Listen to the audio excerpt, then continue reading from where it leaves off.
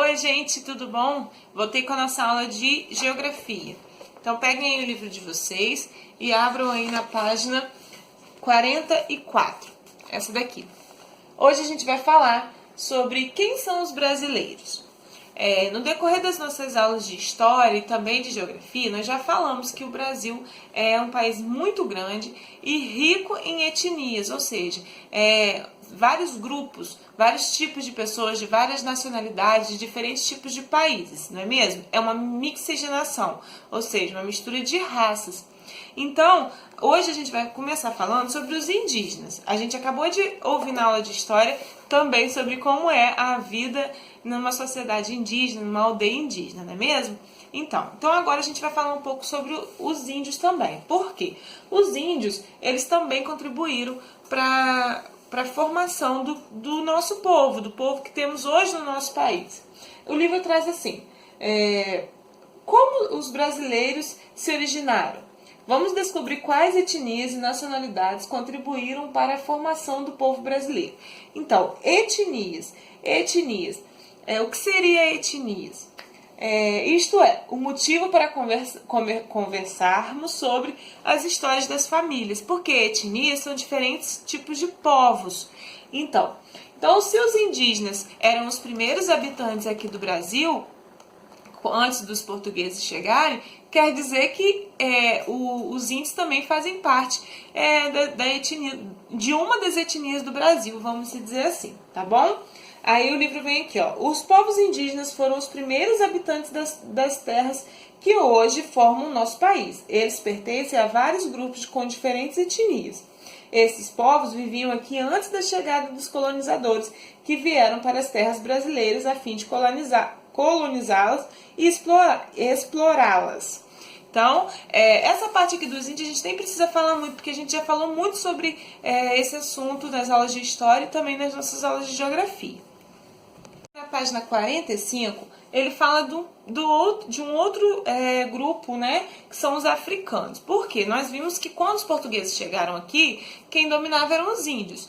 Porém, diante assim, de tanta violência, dos portugueses querendo escravizar e tudo mais, foi-se tendo assim como se os índios deixassem, entre aspas, né, de trabalhar para os portugueses, e os portugueses precisavam de mão de obra barata para trabalhar para eles. E aí foi onde a gente também já conversou que vieram os escravos, né? Os escravos vieram lá da África, então os africanos.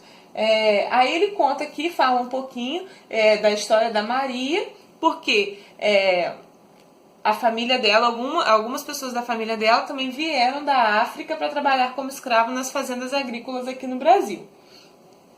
Aconteceu, né, com a chegada dos africanos, aconteceu toda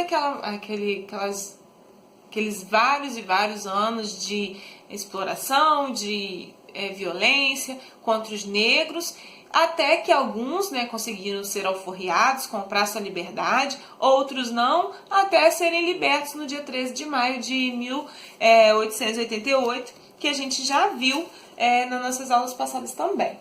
Aí aqui, ó, ele traz a África na divisão política, ó, e pra gente, porque aqui no texto ele traz alguns nomes de algumas regiões. Então, o mapa é para exemplificar aquilo que está sendo falado aqui em cima no texto, tá bom? Aí, ó, na página 46, ele traz algumas imagens, o livro traz algumas imagens e continua falando sobre a história da família de Maria, falando que alguns parentes dela ainda vivem onde eram terras de quilombos. Os quilombos eram uns lugares, uns povoados, onde os escravos fugiam da fazenda onde eram maltratados para esse lugar, para viverem escondidos. Então o livro traz explicando também o que era Colombo, tá bom? Então, no último parágrafo, o livro fala assim, ó, Maria faz parte da população brasileira. Seus parentes uniram-se a outros grupos formados no nosso povo e são hoje participantes desse novo grupo de brasileiros, apresentados no gráfico a seguir, que nós vamos ver aqui na próxima página, que é na página 47. Então, ó, só aí nós já temos dois grupos, os índios e os africanos. E vão vir outros, porque a gente já falou sobre os imigrantes, né? Então vão vir europeus, vão vir vários outros tipos de povos.